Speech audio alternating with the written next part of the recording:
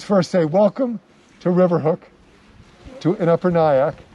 I'm going to take my mask off, though I always keep it on, and I'm glad that everyone else here does. But for this program, for the filming, I'm far enough away from everyone. I don't think anyone's closer than 10 or 12 feet away. And so is everyone comfortable with me this far away? Good. Thank you. So I'm going to just tell you that my name is Bob Steen.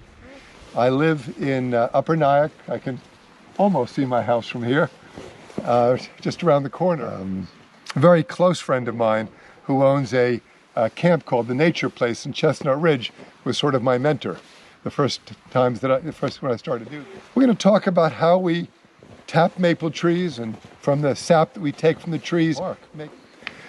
I have always thought, and I always felt that there's something about making maple syrup and tapping maple trees that's really magical. The very thought that you can just walk up to a tree, drill a small hole in it, hang a bucket, and then have something incredibly healthy and tasty is just wonderful. Before my daughters were born, I used to go up to Vermont or New Hampshire, and I'd look for what are called sugar shacks, these little huts that have the roof cut open, the peak is cut open, because what they're doing is boiling the sap, and we'll talk about that in a few minutes. Right now, I first want to say, how do you think I figure out what tree to tap? What do you think? Maybe leaves, but in the winter, maybe there's I'm not sure. That's a very good answer. You said leaves. Yeah. But in the winter, I'm kind of out of luck. Where are the leaves? On the ground. They're not here right now. So that's a very good answer and a very good way to identify trees, but it wouldn't help us today. Yes? Is it Steamer that said that, but is it the bark? That's an excellent answer. That's right. That's exactly one of the things that I look at. I look at this tree when I walk through, we walk through all the time. We love it here. I can just look over and I know that this is a sugar maple. There are many different maples, by the way, that we can tap. We can tap sugar maple, which is the best, and I'll tell you why later. But also you can use the sap from red or swamp maple, from Norway maple, which is an invasive, but it works for giving you sap and syrup, and also silver maple even, and some others. Out west in Washington State, they actually can make it, not like we do in the Northeast, but they use what's called big leaf maple, and they can still do the same thing. So what we do is once we've identified the tree with the leaves, and some people do that if they want to do this next year and they're not sure about the bark or other things I'm going to tell you about, they'll walk through in the time of the year when the leaves are up, and they'll mark the tree to make sure they're tapping the right tree. So the bark is one way. Any other way, there are a couple of other ways that I can tell just by looking up at this tree right now. I know this is another clue that I'm getting. It's the branch pattern. If I look right here, I'm not tall, but not 6 feet doesn't quite do it. You can see that it's called an opposite pattern. As I look at the branches, where I see the branches, and just like my arms are on either side of my torso, it's an opposite pattern versus alternate. Alternate is like one branch on this side and then the other one on that side and back and forth. It's called an alternate pattern. Now this isn't the only tree that has opposite branches, but you can see as you look up throughout the branches, there's that opposite pattern in many areas. So the leaves, the bark, the branch pattern, and I can just look at the overall shape of the way the branches are, because after more than a couple of decades I've done this, I can look and see certain trees, and the term that's used is that people will say that a maple has a beautiful crown. This is in the middle of an open field. It's not crowded around a lot of other trees, and it has a beautiful crown to it when the leaves are on. So that's how we identify the tree. What we then do is we drill a hole in the tree. When we want to get sap, we're going to talk about how we get sap and then make maple syrup. This is, an old brace and bit, it's called. And you go to the tree and you look for a good spot where you're going to drill a hole. You could usually start on the south side of the tree because the sun hits the tree on that side of the tree. That's where the sun hits the tree first, and it's more likely to flow on that side earlier in the day. But year after year, you have to keep moving the hole. You don't use the same hole. You can never do that. You have to move about 5 inches away the next year. And so you can go around the tree. If you look at the trees by my house, they're all around, but they're closed up. I say it sounds kind of silly or funny almost, but the holes that I've drilled over the last couple of years, they kind of look like a belly button because they start to close up. So this hole that's no longer a hole starts to close up, and the tree really isn't hurt. No more than, if you had a little scratch on your hand or something and it would then heal, you'd put a Band-Aid on it. We don't use Band-Aids here. We just take the spout out, and that's what these are. And then the hole starts to close up, and the tree, heals just like we would with a small scratch. Once we drill the hole, we put these in. I have many different ones here. These are called spouts or spiles. That's what we use to tap the tree. So once we drill a hole, we then go over with, we're going to do this a little later. We take our hammer and we tap the spout or spile into that hole, and it will start to drip. And we're going to be lucky today, I think. I can never guarantee that with Mother Nature. In the great outdoors, you don't always know exactly what will be. But I think we're going to get some sap coming out of some of these taps. What I've done, I have quite a few of them. Some of them are almost like antiques. They're quite old. I'm always learning. I love to learn about these things. So I don't always have all the answers. Of course I don't. Things are always changing. There's a place in Vermont they're my go-to people. It's called the Maple Syrup Research Center in Proctor, Vermont. And I call them and I learn new things that they're learning. And one thing I learned, I have a ton of these old spouts because I won't use them anymore. What they discovered not so many years ago is that I used to drill a hole with my drill that was 7/16. That was the size for most of these spouts. But they discovered that if you make a hole that's much smaller, it works just as well. So why wouldn't I do something that's less harmful to the tree, that's less invasive? And so I now drill, this is a 5/16 hole, and we'll drill that a little later.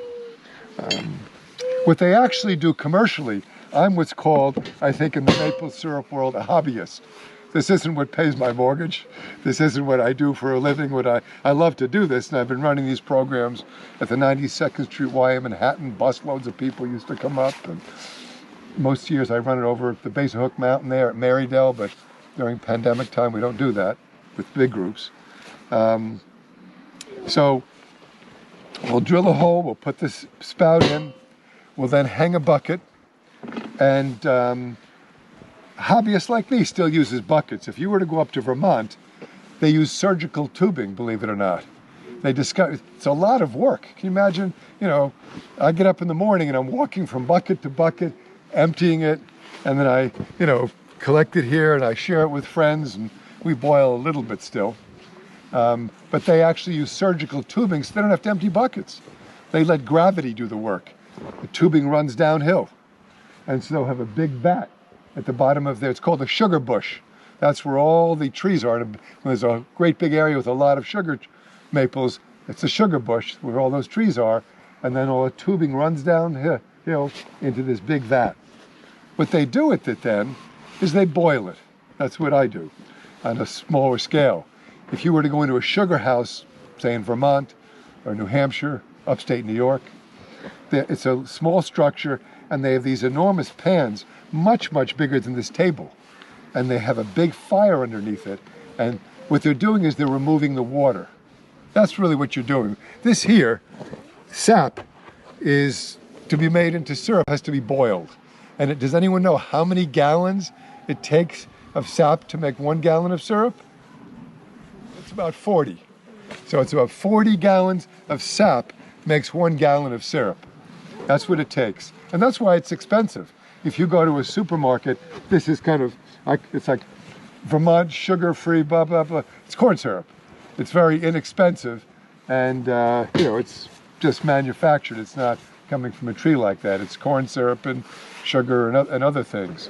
What I do actually now, if you were to go to our house in a couple of weeks and open our freezer, you'd look in, and it would be nothing but a wall of containers that are maple sap. What people do, and have started to do for some time now, but it's more popular here now, is they actually drink the sap itself. I'm going to give sap. I bought this truthfully one of these here at Fairway before it closed in the last few years. But they sell this online and at supermarkets. Yeah, one friend of mine calls it Mother Nature's version of Gatorade. It's extremely healthy. It's all full of antioxidants, magnesium, potassium, all these different minerals. So it's really very healthy and very good for you. Someone actually decided to make some money in they took sap, they carbonated it, and there's maple sap soda. Sap maple soda, yep. So that's, one thing to tell you about that. And I make smoothies every day, which you see in our house. I take a quart container out of the freezer, put it in the sink the night before, it thaws out, and it lasts me many months. Well into the year, I'm still making my maple sap smoothies. It's very good for you. This here is a mold. What's that? What do you think that shape is? A maple leaf? That's right. That's just what it is. And if you go into some of the stores in some of the areas that I mentioned, they'll sell this. This is, a maple leaf candy. That's right. That's just what that is. I've done that a few times, but it's all about temperature. When you're boiling the sap, you're supposed to bring it to a certain temperature in order for it to not get too thick, because a few times, here's an example of when I went too far, it crystallized in the bottle. Try and get that out. It might be interesting. You have to stop at a certain point where the sap is thick enough. This is a very important point to make. When you take this little bit of sap home, drink it today or tomorrow, or boil it if you want, or freeze it. But there's natural bacteria in here that will actually start to break down the sugar pretty quickly. So within a couple of days, it won't taste quite as good. You can still, I drink it 3, 4, 5 days later, but in the first day or two, that's why these commercial maple syrup makers, they boil everything right away. Comes out of the tree, buckets, tubes, whatever they're using, they're boiling it immediately because they don't want to lose that sugar content. I should also tell you, though we're talking about maple today, you can use many other trees. I started tapping black birch trees, and it's totally different. It takes 80 to 100 gallons of sap to make 1 gallon of birch syrup. And if you went up in the Catskills, someone sells it for, it's quite expensive. They do a lot of it in Alaska because birch trees are usually when it's colder. In this country, there are more areas where you can make sap than most realize. It's not just Vermont, New Hampshire, it's also Maine, Massachusetts, Connecticut, New York, all the way out to Ohio. I'm sure I missed a few states. Those are all areas where there's maple, and it's below freezing at night and above freezing in the day. That's what you have to have. If that's not present, sometimes I'll go out to the bucket. I call them sapsicles. It's too cold. It was a little bit dripping, and off the end of the spout, you just see it looks like an icicle, but it's sap. It has to be above freezing day, below freezing night, or it just doesn't work. And it will literally, like a faucet almost, just go off and on, depending upon the temperature. How long can you do this? Well, it's dictated by temperature. People often ask, when can you do it? And they won't start in Quebec, which is where most of it in the world is made. They make, I think, over 85% of the world's production of maple syrup is from Quebec, not Vermont, New Hampshire, and so on. It's a much bigger industry and big business. So those are the areas where you can do it. And because it's colder up there, they're going to start later. I must stop when taking the sap when it's no longer clear. What happens is the sap it's called buddy sap. And if I walk over to the bucket and I look in there, I go, oh, that's it. I look up and I can see the buds coming on the tree. I take the bucket and I dump it out. If you went to drink that, you would not be a happy camper. It doesn't taste good. The buddy sap. Yes? Does maple syrup taste the same to other kinds of syrup a little? Maple syrup they each have it's a good question. What is maple syrup like compared to other syrups? Birch syrup is very different. It's not even that sweet. A lot of chefs really prize it. It has a very interesting, I have a small bottle. Frankly, I never bothered to boil that down. I bought it when I was up in Montreal, in Quebec. I just drink the birch sap, but it's quite different. And you can use sycamore, you can use walnut, There are several, besides the birch, there's a few other trees.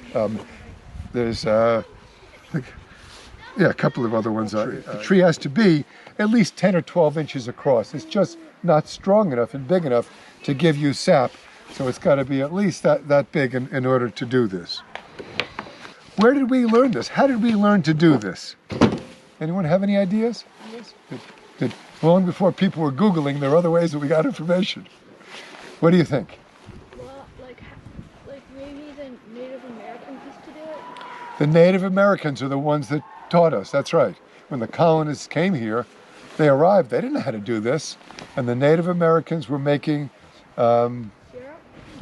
syrup, using the sap as, I boiled pasta in it at times, but I have a lot of it. Sometimes I get 20 gallons in a day, and I share it with friends, but I have a lot of it. So we really have much to thank the Native Americans for.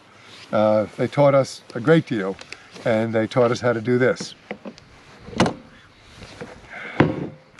There's something else I should mention is that there are different darknesses, there are different colors when it comes to maple syrup. And the reason for that is that at the very beginning of the run, when it first starts to run, if you boil the sap right at the very beginning, you get what's called, in some areas, grade A or fancy. It's very light in color. It's almost like a beigeish color. It's not dark at all, and it's a more delicate taste. And as you get further into the season, before you get to buddy sap, it looks almost like molasses. It's very dark, a very dark color, and a much stronger color. In some much darker color. In some areas, they're not allowed to sell it, in the bottles. They're only allowed to sell it to bakeries for muffins and so on. I like the stronger flavor. It's a matter of preference and personal taste. But that is how you'll get it. That's why you do have the different shades, and colors. Does anyone have any other questions right now? So is there anything else you have to do besides boil it? You don't add anything to the sap? Absolutely not. No, you just boil it. But if you do get a bunch of sap, watch it. Have I ruined a few pots? Yeah, my wife didn't have to think about that very long. When you boil it, you really have to catch the right moment. It's not time to go out and go for a walk. When it starts to come up and it starts to foam up and gets close to the top, then you need to turn it down and not let it go over the top. Do you know how sap comes out of the tree? How it comes out? Yeah. That's a very good question. What's happening basically, like if you were to go and do this, at the end of December or in the middle of January when it was really, really cold, you'd have a hole in the tree, but you wouldn't have any sap. It's a very good question. I'm so glad you asked that. What's happening, it's almost like the tree is getting ready for spring. So the sap, as it comes up through the tree, is basically preparing the tree for warm weather to produce the buds, to produce the leaves. It's the energy that's been stored all through the warm months of the year when the leaves are on the tree and the tree is, photosynthesis is called, where it's converting CO2 to oxygen and doing all it does, all the trees do. The sap is like it's energy that it's pulling up through the tree to get ready for the buds and the leaves in the spring to start to become an active tree that's growing again. It's almost like the tree goes to sleep for the winter a bit, and then once again is going to get its sap through the tree, coming up through the tree to. How old is this tree? About. How old do you think it is?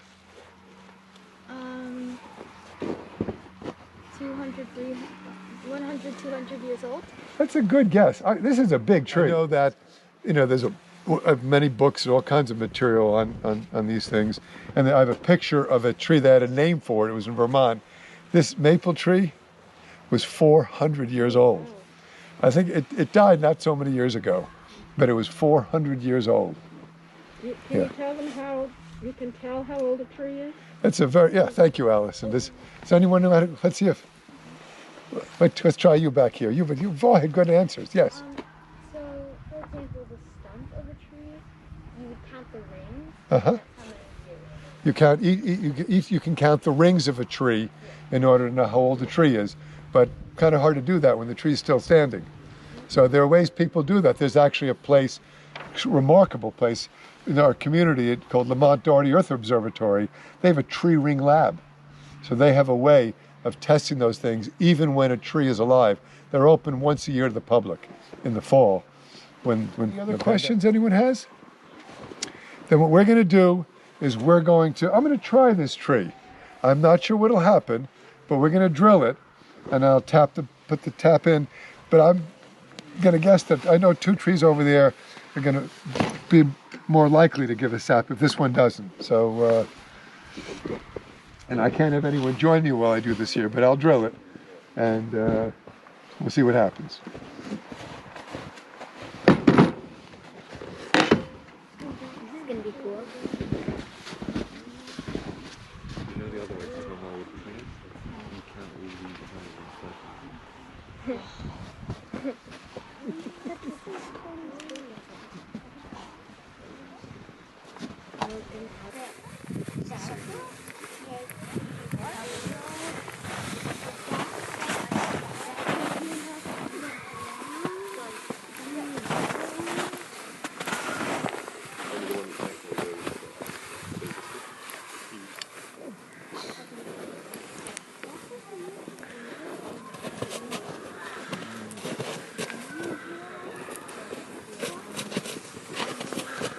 This will tell me if I've gone in far enough or not.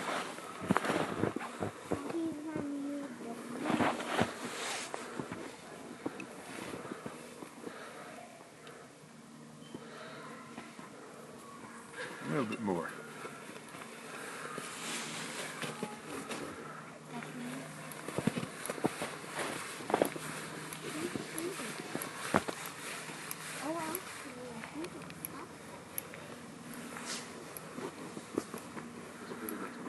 What I'm looking at when I do this happened to me, I did this with some folks yesterday. The sawdust is quite dry. You know, sometimes you hit a dead spot in the tree, but it's a little bit moist, but I think we're going to do better with a couple of trees that are over behind me. But I figured we'd give this magnificent tree a shot. I'll put the tap in, and then if we don't get anything, we'll take it. I'll take it out in some days. But when I did this yesterday to 2 big trees, the same thing happened. And then I went to 2 trees like we'll visit over there, and the sawdust, not only was it moist, but you could actually see it was starting to drip out. It was actually running down the tree as I tapped it. But we had to give this big old beautiful tree a chance.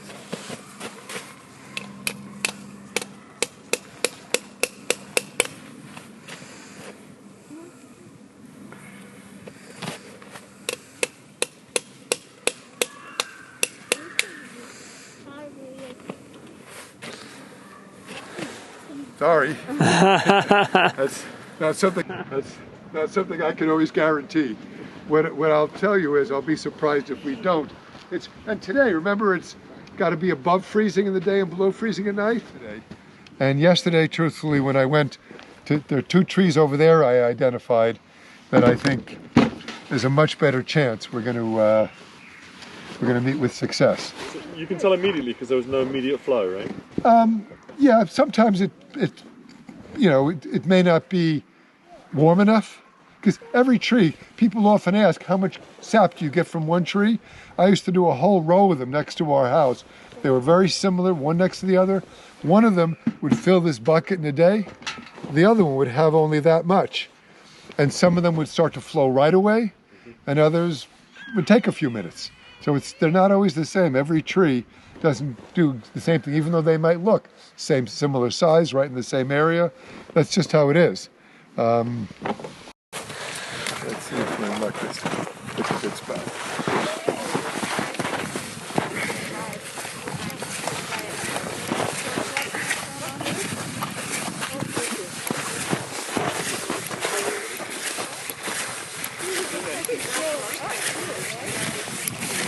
Yep, it's moist. Yeah.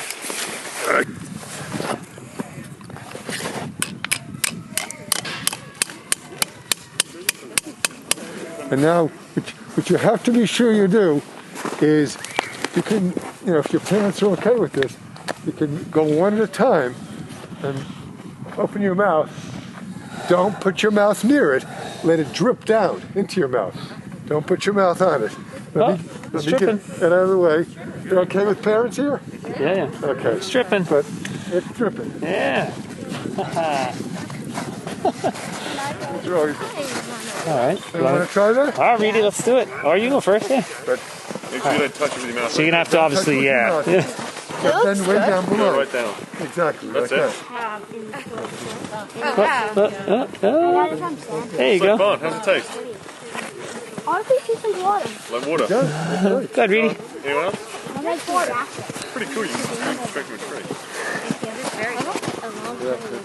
That tastes like coconut water. That's always my favorite kind. There you go. That's Oh, almost one more. Oh, a little to the right. What is that? Oh wow, you're thirsty, huh?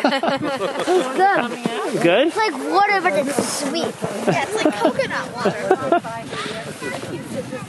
Let's see. Oh, That's a very watery That's taste. right, yeah. It just tastes Are like there water. any trees? Oh, are there any trees that have dangerous, poisonous stuff? Some are not good for you. Yeah, I don't know which one.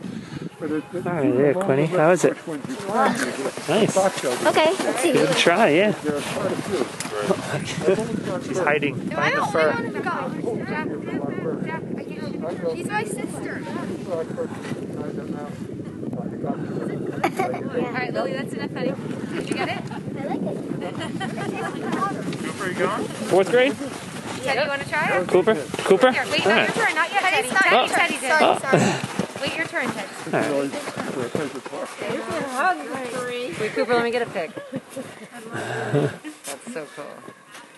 That's You want to awesome. go, Teddy? Go ahead. Well, let's see if we can get it in the target. Almost. There you go. Oh, oh, You get it? Got it. You got it. You get it? Here. gotta go. Oh, there you go. It's like a water.